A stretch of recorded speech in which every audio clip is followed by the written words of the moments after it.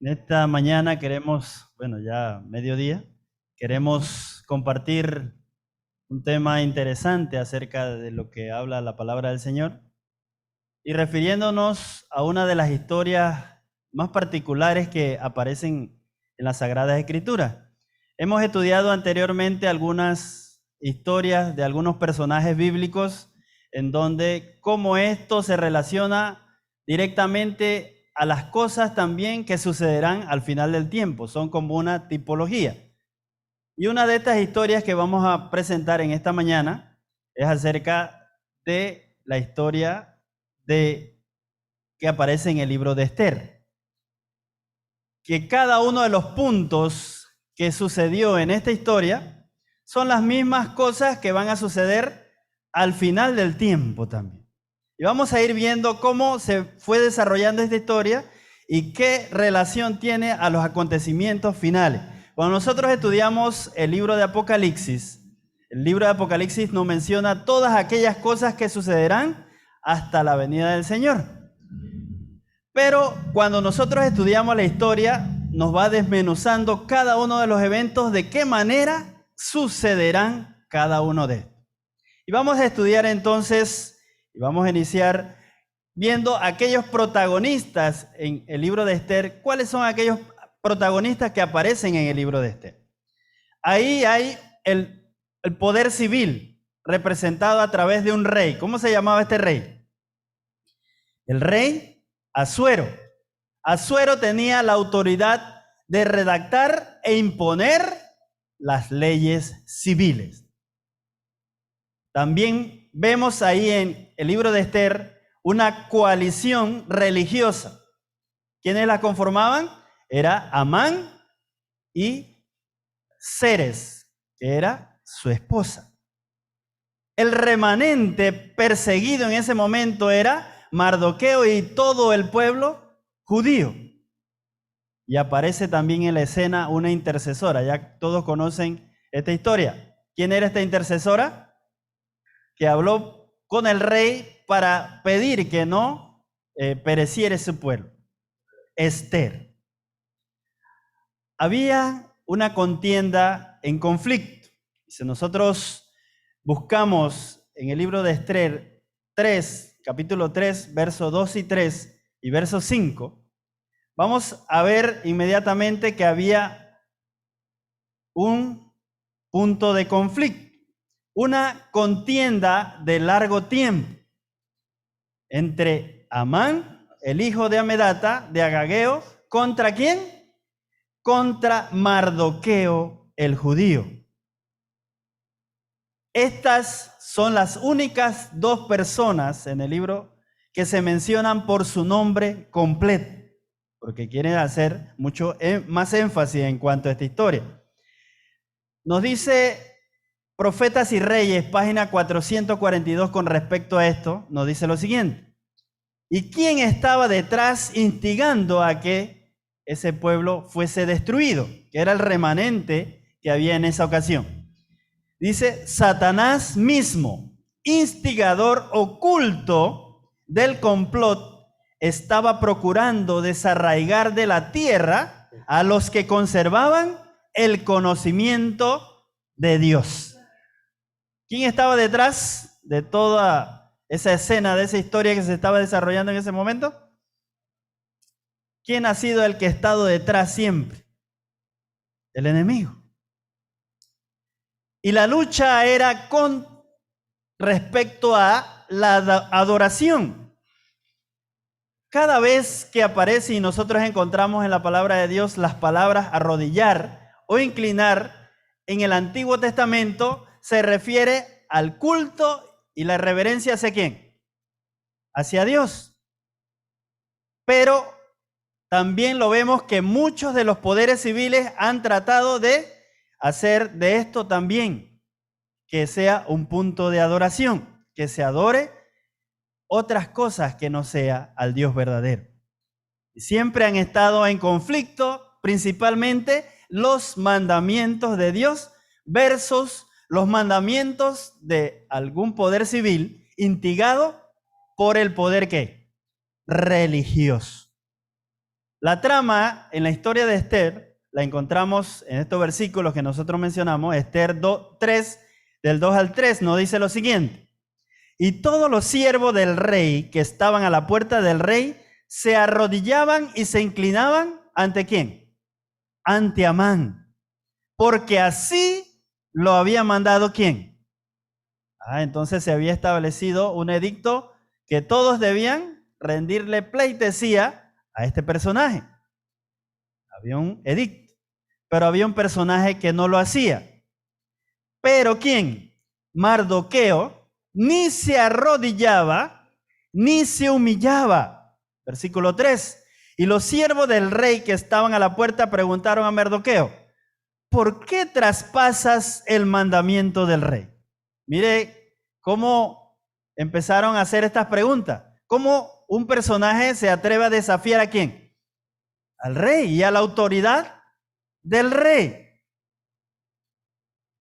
Aquí el poder civil emitió un decreto de adoración religiosa.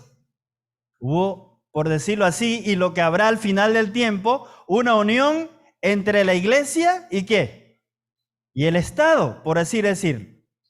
Mardoqueo rehusó arrodillarse e inclinarse y desobedeció la ley de ¿qué? La ley civil. Había una enemiga en las sombras quien encabezaba este complot que se estaba desarrollando en ese momento. ¿Era quién?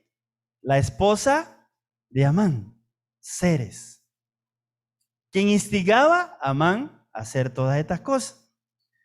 Ahora, al sentir o al escuchar de parte de su esposa esto, Amán se llenó de ira. Nosotros lo vemos en el libro de Esther, capítulo 3, versículos 5 al 6. Y vio Amán que Mardoqueo ni se arrodillaba ni se humillaba delante de él, y se llenó ¿de qué? De ira. Versículo 6. Pero tuvo en poco poner mano en Mardoqueo solamente, pues ya le habían declarado cuál era el pueblo de Mardoqueo. Y procuró Amán destruir ¿a quién? A todos los judíos que había en el reino de Asuero, al pueblo de Mardoqueo. Ahora, no solamente con esa ira que sintió contra Mardoqueo, pensó hacer algo contra él, sino que contra todo ¿qué? Su pueblo. Ahora vamos a ver y a considerar aquellas acusaciones que empezó a tramar a Amán para que el rey consintiera en destruir ese pueblo. Esther 3:8 nos dice lo siguiente. Y dijo Amán al rey Asuero: hay un pueblo esparcido y distribuido entre los pueblos de todas las provincias de tu reino, y sus leyes son diferentes de las de todo el pueblo. Mire cómo empezó a tramar Amán la forma de que el rey actuara en contra del pueblo judío. Dice, sus leyes son como diferentes de todo el pueblo, y no guardan las leyes de ¿quién? Del rey. Y al rey en nada le beneficia al dejarlos vivir. Mire cómo empezaron entonces estas insinuaciones hacia el rey, de manera como sigilosa, solopada, no solamente directamente decirle destrúyelo. No, empezó a buscar algunas causas por las cuales el rey debía actuar inmediatamente contra ese pueblo. Aquí vemos los argumentos de Amán. Dice, hay un remanente disperso en todas las provincias del reino. Las leyes del remanente son diferentes de todo el pueblo. ¿Y cuáles eran aquellas leyes en las cuales ese pueblo se regía? ¿Cuáles eran? Las leyes de Dios, particularmente los 2 primeros mandamientos, que hacían imposible que este pueblo obedeciera las leyes del rey. También le presentó Amán al rey que era un riesgo para la estabilidad que el rey los dejara con vida. Pero en realidad, el pueblo de Dios, que era en ese momento el pueblo judío, no representaba ningún peligro para el reino. Pero empezaron a hacerse todas estas insinuaciones de parte de Amán hacia el rey. Ahora, al rey escuchar a este consejero que le estaba presentando todas estas cosas, dice, oye, si es verdad, voy a tener que actuar contra ese pueblo, porque es un peligro para mí y para mi reino. Por decirlo así, le abrió los ojos al rey. El rey estaba cegado, no se daba cuenta de las cosas que estaban sucediendo o pasando. Ahora que vino, entonces en Esther 3:9 nos dice lo siguiente. Y aquello que le presenta Amán, si place al rey, decrete que sean ¿qué? Destruidos. Y yo pesaré 10,000 talentos de plata a los que manejan la hacienda para que sean traídos a los tesoros del rey. Mire cómo empezó a hacer toda esta insinuación. Ahora que sean destruidos y todo aquello que se recoja venga a formar parte de los tesoros del rey. El rey miró esto. Oh, qué buena ganancia. Aquí, este decreto fue propuesto al rey por su consejero religioso. El asesor religioso engañó al poder civil con todos estos falsos argumentos que le estaba presentando. Y el rey confiaba implícitamente en los consejos de su asesor religioso. Pero el rey en verdad llegó en un momento a creer que el remanente disperso representaba un riesgo para la estabilidad de su reino. Amán le pintó todo esto disfrazándose como un amigo del rey y que Mardoqueo era ¿quién? El enemigo del rey. Amán le aseguró al rey que había una serie de beneficios financieros al hacer esto. Ahora se promulgó un decreto de muerte. Y lo vemos nosotros en Esther 3, del 10 al 12. Nos dice lo siguiente. Entonces el rey quitó el anillo de su mano y lo dio a Amán, hijo de Hamedata Agageo, enemigo de los judíos, y le dijo, la plata que ofreces sea para ti y asimismo el pueblo, para que hagas de él lo que bien te pareciere. Entonces fueron llamados los escribanos del rey en el mes primero, el día 13 del mismo, y fue escrito conforme a todo lo que mandó Amán a los sátrapas del rey, a los capitanes que estaban sobre cada provincia y a los príncipes de cada pueblo, a cada provincia según su escritura, a cada pueblo según su lengua, en nombre del rey Asuero fue escrito y sellado con el anillo del rey. ¿Para qué se hacía esto de esta manera? Que el rey sellara con su anillo. Porque eso tenía un fundamento. No era cualquiera que estaba presentando él, sino que el rey era que estaba mandando este decreto. También hubo una fecha de ejecución y vamos a ir viendo el paralelo de lo que sucederá al final del tiempo. La fecha de ejecución, el versículo 3:13 de Esther. Y fueron enviadas cartas por medios de correo a todas las provincias del rey con la orden de destruir, matar y exterminar a todos los judíos, jóvenes, ancianos, niños, mujeres, en un mismo día, en el día 13 del mes 12º, que es el mes de Adar, y de apoderarse de sus bienes. Ahora te estamos viendo nosotros el paralelo que nos menciona también Apocalipsis y nos menciona Mateo también. Claro que sí, de lo que sucederá al final del tiempo. Hubo un odio religioso canalizado por medio del poder político en ese momento, como lo menciona en Esther 3 del 12 al 3. Toda la nación debía estar lista para ejecutar este decreto de muerte tan pronto llegara esa fecha que se había mencionado.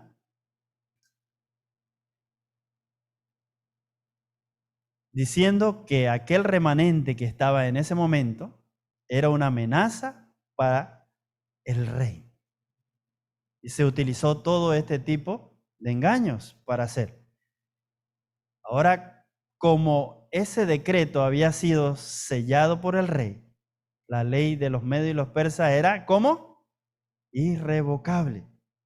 Y así lo menciona Profetas y Reyes, página 442. El decreto de los medos y los persas no podía revocarse. Aparentemente no quedaba esperanza alguna y todos los israelitas estaban condenados a morir. Ahora se había hallado el pueblo en una encrucijada. Todos iban a perecer porque había sido dado este decreto de muerte. Ahora vemos nosotros que el rey, para celebrar esto que se había hecho, junto con Amán, se sentó a tomar vino con él. Y nos lo menciona aquí en Esther 3:15. Y salieron los correos prontamente por el mandato del rey, y el edicto fue dado en Susa, capital del reino. Y el rey y Amán se sentaron a beber, pero la ciudad de Susa estaba conmovida. Ahora ellos se sentaron a celebrar por aquellas cosas que habían hecho. Ahora, si vamos a exterminar este pueblo que es peligroso para el reino, y vamos a confiscar todos sus bienes y todo eso va a entrar para acá. Así que vamos a celebrar, y empezaron a tomar vino entre ellos. Sin embargo, en el pueblo judío, ¿qué había? Un momento de angustia, un tiempo de angustia. Y cuando nosotros estudiamos el versículo que fue nuestra lectura bíblica, dice que al final del tiempo habrá también, ¿qué? Un tiempo de angustia, el cual no hubo jamás desde que ha habido gente. Ahora, Esther 4, del 1 al 3, nos menciona específicamente qué estaba haciendo entonces el pueblo judío. ¿Qué empezó a hacer el pueblo judío al escuchar esto que se le avecinaba? Luego, Esther 4, del 1 al 3. Luego que supo Mardoqueo todo lo que había hecho, rasgó su vestido y se vistió de cilicio y de ceniza, y se fue por la ciudad clamando con grande y amargo clamor. Y vino hasta delante de la puerta del rey, pues no era lícito pasar adentro de la puerta del rey con vestido de cilicio. Y en cada provincia y lugar donde el mandamiento del rey y su decreto llegaba, tenían los judíos gran luto, ayuno, lloro y lamentación. Cilicio y ceniza era la cama de muchos. Ahora ellos empezaron a rogar al Señor que los librase, que mirara a su pueblo, que estuviese con ellos. Ahora no se confiaron ellos, nosotros somos el pueblo de Dios y el Señor nos va a defender.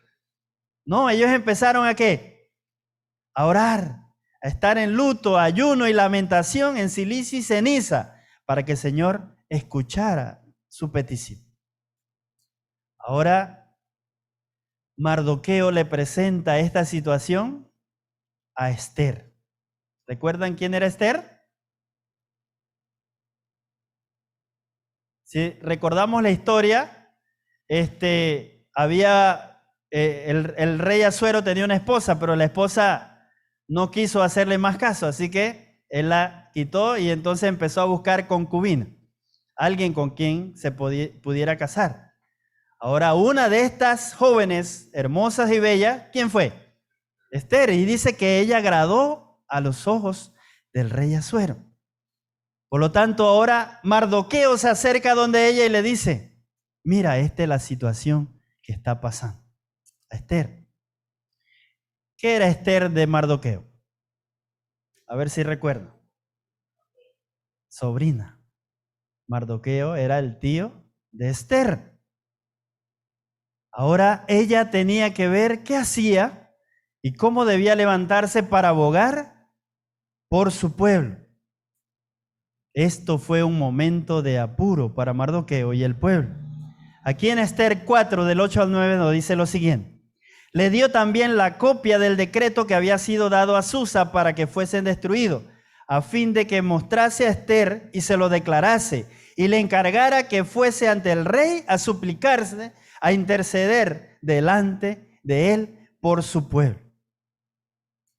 Nosotros vemos en el libro de Ester, capítulo 4, versículo 13 al 17, Ester amaba a su pueblo. Dice, mucho más que su propia vida. ¿Qué era lo que sucedía cuando alguien se presentaba delante del rey sin haber sido invitado? ¿Qué era lo que sucedía en ese tiempo? Lo mandaban a matar inmediatamente. Ahora, nosotros leemos en Ester 4 del 13 al 17. Entonces dijo Mardoqueo que respondiesen a Ester, no piense que escaparás en la casa del rey más que cualquier otro judío, porque si callas absolutamente en este tiempo, respiro y liberación vendrá de alguna otra parte para los judíos, mas tú y la casa de tu padre pereceréis, y quién sabe si para esta hora has llegado al reino. Y Ester dijo que respondiesen a Mardoqueo, ve y reúne a todos los judíos que se hallen en Susa y ayunad por mí, y no comáis ni bebáis en 3 días ni noche y día. Yo también con mis doncellas ayunaré igualmente, y entonces entraré a ver al rey, aunque no sea conforme a la ley, y si perezco, que perezca. Entonces Mardoqueo fue e hizo conforme a lo que mandó Ester. Ahora, ¿qué le dijo Ester a Mardoqueo?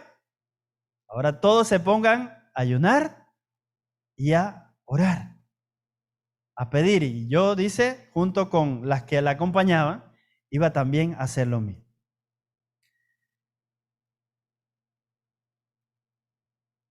Profetas y Reyes, página 442, hablando con respecto a esto, nos menciona lo siguiente. Mardoqueo era pariente cercano de ella. En su necesidad extrema, decidió apelar a Jerjes en favor de su pueblo. Ester iba a presentarse a él como intercesor. Ahora recordamos nosotros quién intercede por cada uno de nosotros. Cristo Jesús en el santuario celestial. Mientras que Él permanezca ahí, nosotros podemos acercarnos confiadamente ¿a qué? Al trono de su gracia y recibir oportuno socorro. Pero ahora vemos nosotros en Ester, capítulo 5, versículo 1, que hubo un cambio de vestiduras. Aconteció que al tercer día se vistió Ester su vestido real y entró en el patio interior de la casa del rey, enfrente del aposento del rey. Y estaba el rey sentado en su trono en el aposento real, enfrente de la puerta de su aposento. Recordamos nosotros que anteriormente le había dicho a Amán que tenían que vestirse ¿cómo? De cilicia y ceniza y ayunar. ¿Cuántos días? 3 días. Que ella lo iba a hacer también con sus doncellas. Así que ella estaba vestida de cilicia y de ceniza. Pero cuando iba a presentarse al rey, ¿cómo lo hizo? Se vistió Ester de su vestido ¿cómo? Real. Aquí vemos nosotros este cambio de vestidura. Después que Ester se presenta ante el rey, cuando no la había invitado, pero sabía Ester que el Señor iba con ella, dice que el rey cuando la vio, ¿qué sucedió? Que no era usual que él hiciera esto, cuando se le presentaba a él una persona que no había invitado. ¿Qué hizo este rey? Le extendió ¿qué? El cetro en señal de que la aceptaba. Ahora fue porque Ester era hermosa solamente, porque agradaba a los ojos del rey. No, porque había una petición que había sido dada a Dios. Y el que está detrás de todo, el telón también, está ¿quién? Manejando el curso de la historia, también es Dios. Ahora, Ester al conversar con el rey, empezó entonces a hablar todas aquellas cosas que estaban sucediendo. Y ahora presentó al rey que hicieran un banquete. Y Amán recibió la invitación a este banquete para ir con Ester y con el rey. Amán también recibió otra invitación a otro banquete el siguiente día. Amán fue gozoso al banquete pensando de que los planes se iban a concretar ya en ese momento y que el rey iba a dar la aprobación ya para actuar inmediatamente. Pero ¿qué sucedió? Se llenó de amargura cuando vio a Mardoqueo que no se inclinaba en la puerta. Eso lo airó nuevamente. Y este personaje que estaba actuando en la sombra, que era la esposa de Amán, le sugiere a Amán que construya, ¿qué? Una horca para ejecutar a ese que no quería brindarle reverencia. Aquí nosotros lo vemos también en el capítulo 5, versículo 10 al 14. Solamente estoy mencionando rápidamente porque ya muchos conocen la historia. Ahora, en Ester 6:1 nos dice lo siguiente. Aquella misma noche se le fue el sueño al rey y dijo que le trajeren el libro de las memorias y las crónicas y que leyeran en su presencia. Mira ahora cómo va actuando el Señor. Sé que el rey estaba durmiendo y ¿qué sucedió? Se le fue el sueño. Ahora el Señor estaba trayendo a colación algo que había hecho Mardoqueo. Las buenas obras de Mardoqueo en su servicio al rey habían sido registrados en los libros de memoria, pero aún no habían sido recompensadas. No pudiendo dormir el rey, examinó en cada uno de estos libros históricos, estando aún Mardoqueo sin estar presente allí, y dictó lo que sería la recompensa. Aquí nosotros vemos que los libros revelan que Mardoqueo, ¿cómo era? Era un personaje que era un peligro para el rey. Cuando empezaron a revisar todos aquellos libros, se dieron cuenta que Mardoqueo no era un peligro, sino que en una ocasión había eliminado o librado al rey de un complot que tenían contra el rey para asesinarlo. En el libro de Ester 6, 7 al 9 nos dice, y respondiendo Amán al rey, para el varón cuya honra desea el rey, traigan el vestido real. Ahora, el rey, al quitarse el sueño y pensar y revisar estos libros, se dio cuenta de un personaje que no había sido recompensado. Ahora llama a su consejero real y le dice, ¿qué se puede hacer con un hombre que ha hecho algo bueno por el rey? Ahora, ¿qué pensó Amán? Oh, ese es para mí. Así que voy a tirar por todo lo alto. Dice que traigan el vestido real con el cual el rey se viste y el caballo en que el rey cabalga y la corona real que está puesta en su cabeza, y den el vestido y el caballo en mano de alguno de los príncipes más nobles del rey y vistan a aquel varón cuya honra desea el rey y llévenlo en el caballo por la plaza de la ciudad y pregonen delante de él. Así se hará el varón cuya honra desea el rey. O sea que él estaba mencionando todo esto para que se hiciese con él. Dice, esta es la hora de tomar el vestido real y la corona y pasearme por todo el pueblo y que alguien me vaya gritando a gran voz, este es el varón cuya honra es del rey. Así que ese que voy a comisionar va a ser Mardoqueo. Ese es el que me va a ir anunciando.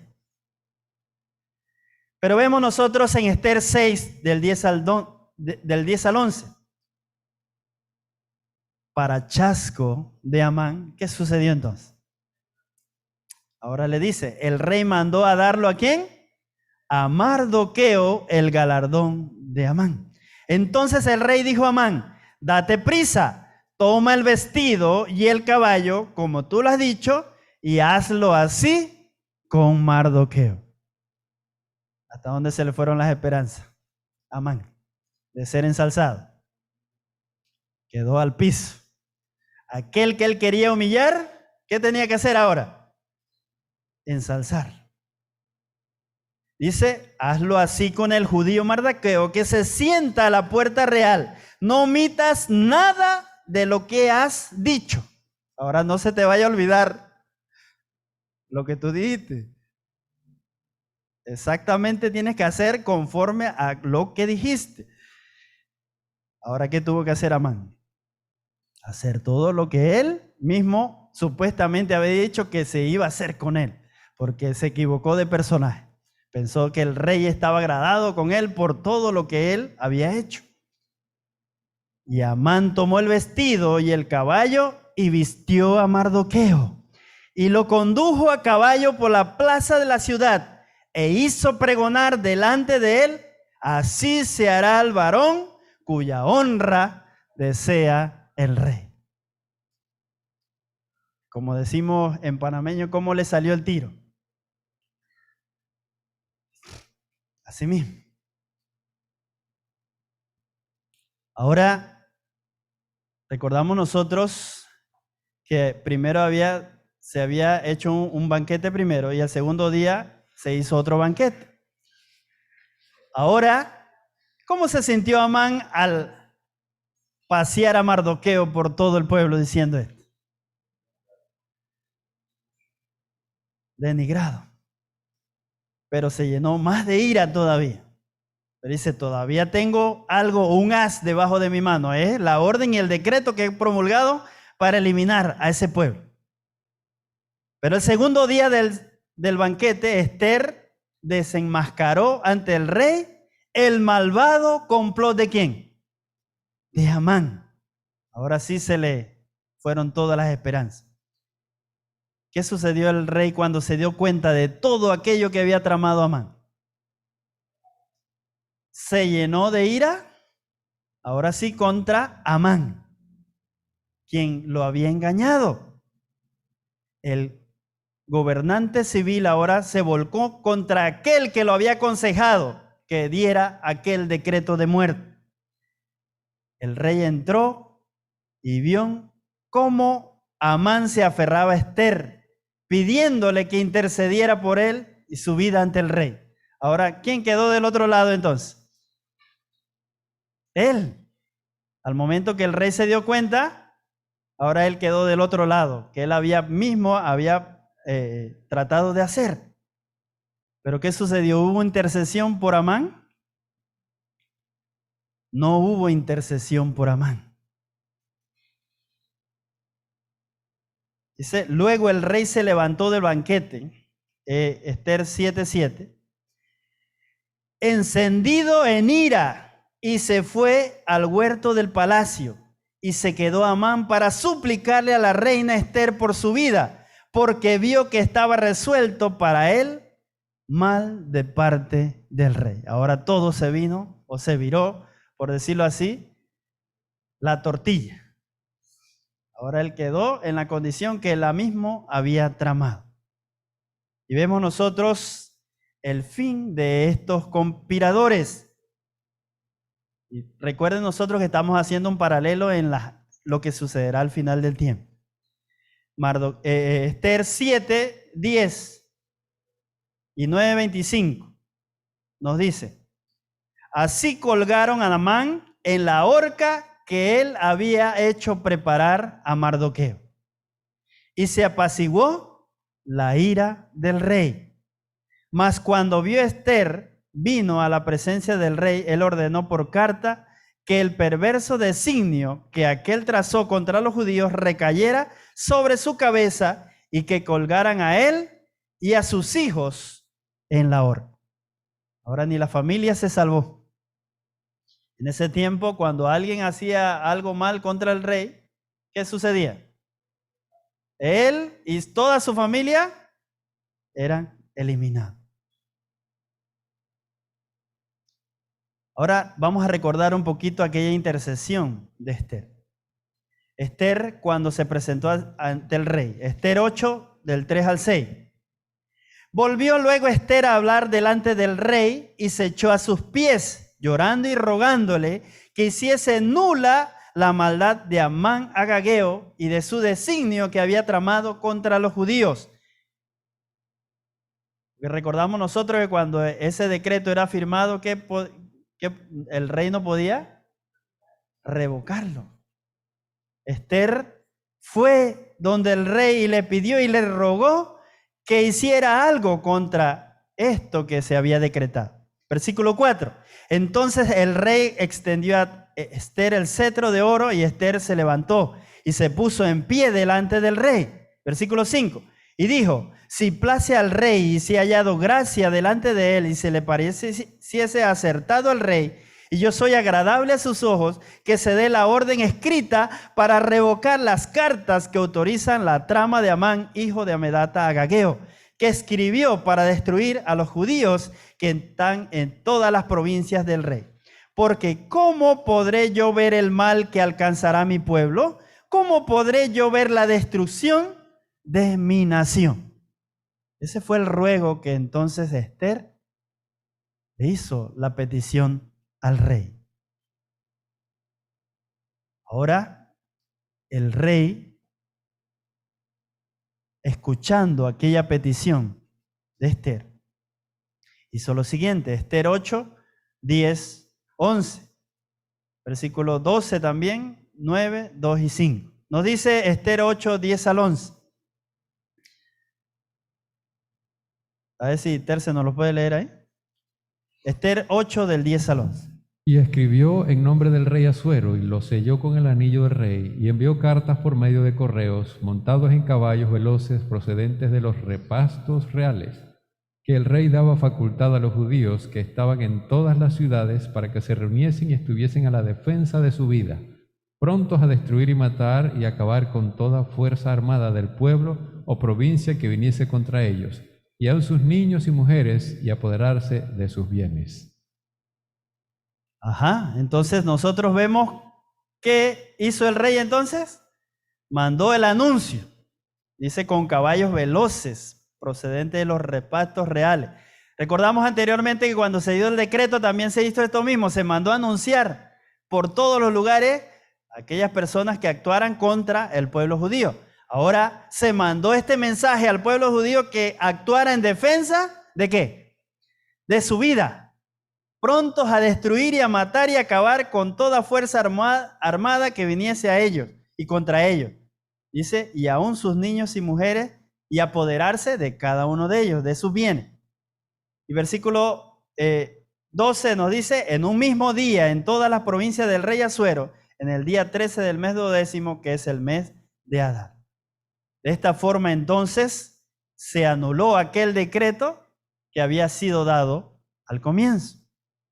Pero algo interesante también, y quienes también estaban trabajando de manera silenciosa junto con esto para proteger la vida del pueblo de judío. Patriarcas y Reyes, página 443. Ángeles excelsos en fortaleza habían sido enviados por Dios para proteger a su pueblo mientras éste se aprestaba en defensa de su vida. ¿Ahora estaban solos ellos? No estaban solos. ¿Quiénes estaban con ellos? Recordamos una historia también cuando un personaje dijo, son más los que están conmigo que los que vienen allá, contra mí. ¿Quién fue este personaje? ¿Ah? Que estaba con su siervo ahí y venían a atacarlo todo un ejército. Y aquel personaje estaba tranquilo y el siervo estaba temeroso. ¿Y qué pasa? ¿Y cómo no tienes temor? Y le dice, son más los que están con nosotros que los que vienen allá. ¿Quién fue este personaje? Eliseo. Con este siervo también, muy conocido también, ¿verdad? Ahora, al dar ese decreto real, que todos se defendieran, que todos luchasen, y dice, y además aquellos ángeles de Dios estaban para protegerlos, el pueblo sintió una alegría. porque ya no iban a perecer. Esther 9, 17 y 18. Esto fue en el día 13 del mes de Adar, y reposaron en el día 14 del mismo, y lo hicieron día de banquete y alegría. 18. Pero los judíos que estaban en Susa se juntaron en el día 13 y el 14 del mismo mes, y el 15 del mismo mes reposaron, y lo hicieron día de banquete y regocijo. Vemos algo interesante. Antes, cuando había sido dado el decreto de muerte, ¿cómo estaban ellos? Ellos estaban celebrando, estaban disfrutando.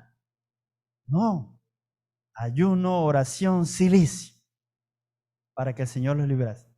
Después que el Señor los libró, ¿qué vino entonces? La celebración. Asimismo, entonces ocurrirá al final del tiempo.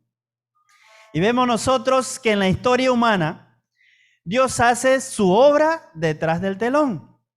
Hay una mano invisible que dirige cada uno de los eventos de la historia. El Señor nos dice: he aquí estoy cuando aún no me puedes ver. Sentimos su mano. ¿Cada uno de nosotros hemos sentido la mano del Señor trabajando en nuestra vida? Claro que sí. El Señor nos da pruebas de su amor, su misericordia con cada uno de nosotros. Pero recordamos algo importante. Dios no siempre libra a su pueblo mediante señales providenciales y milagros, así como lo hizo con el pueblo de Israel a través del Éxodo. A veces Dios interviene por sus actos providenciales dentro de la historia.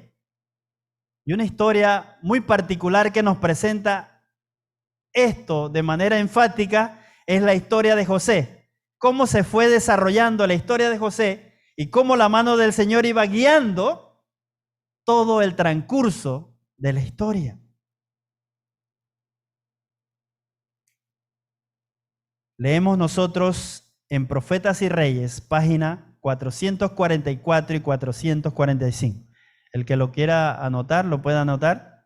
Nos dice lo siguiente: Satanás despertará, y esto también al final del tiempo, indignación contra la minoría que se niega a aceptar las costumbres y tradiciones populares.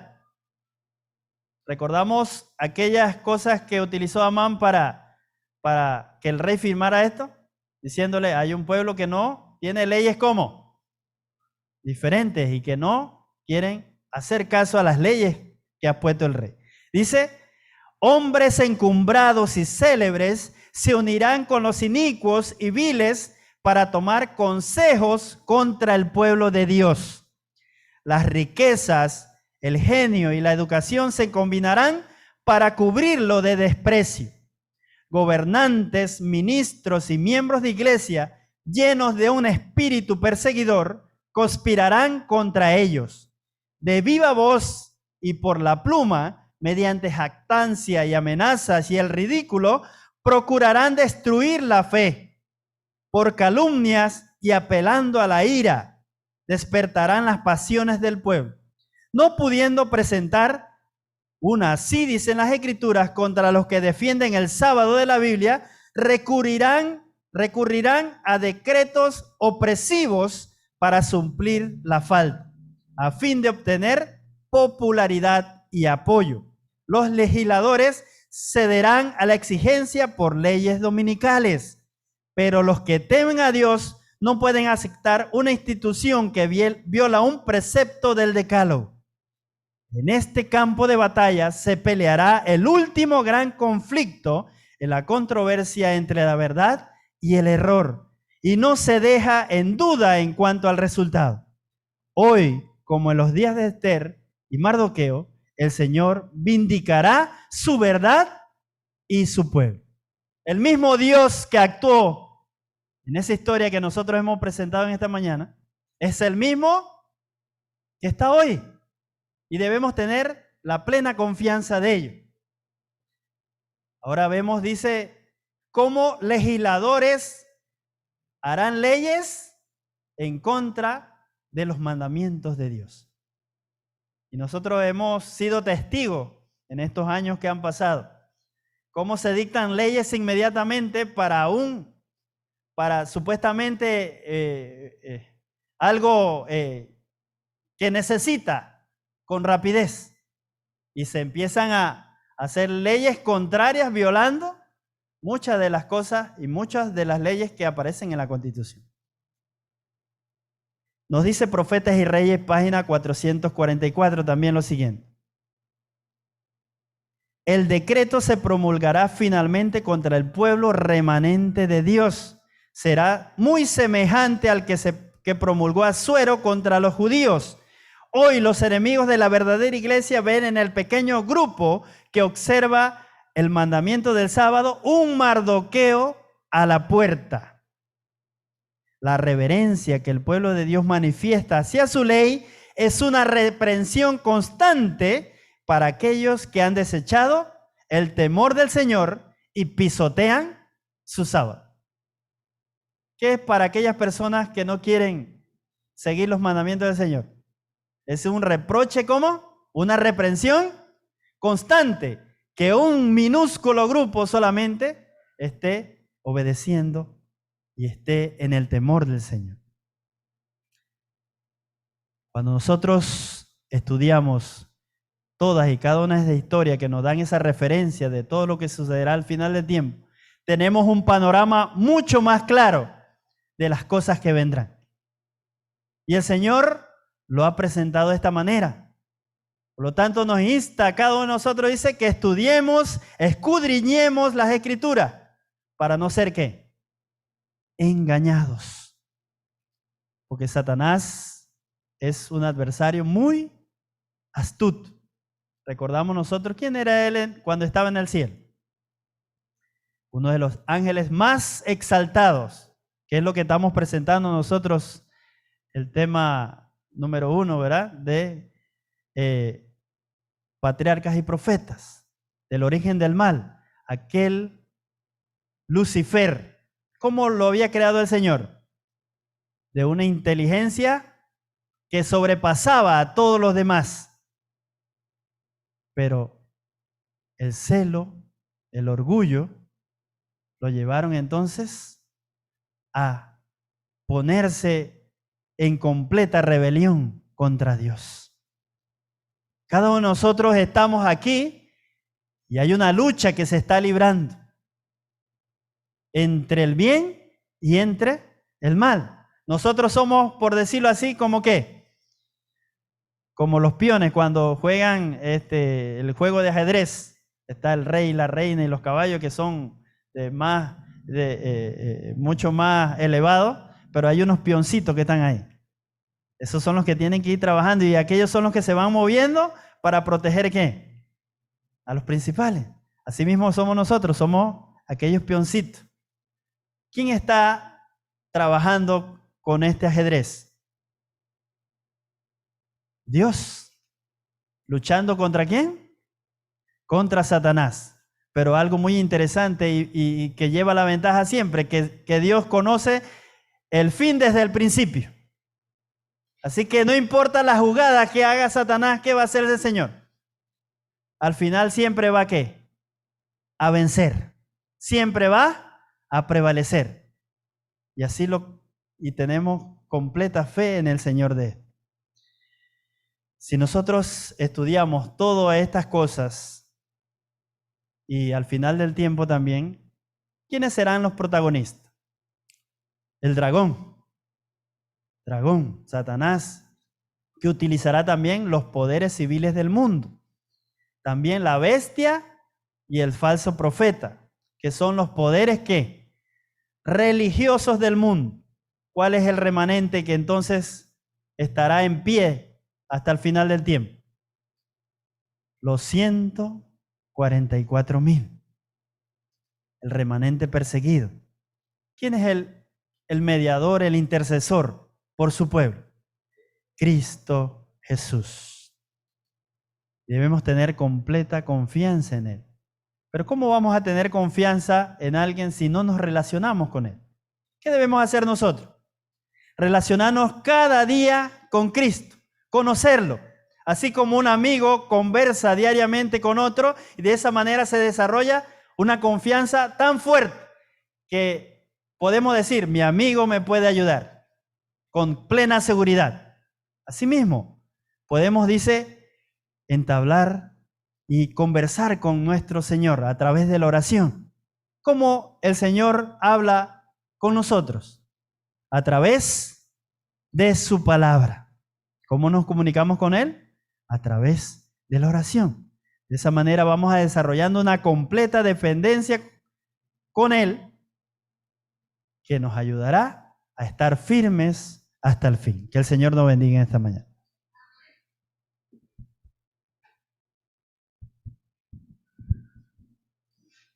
Bueno,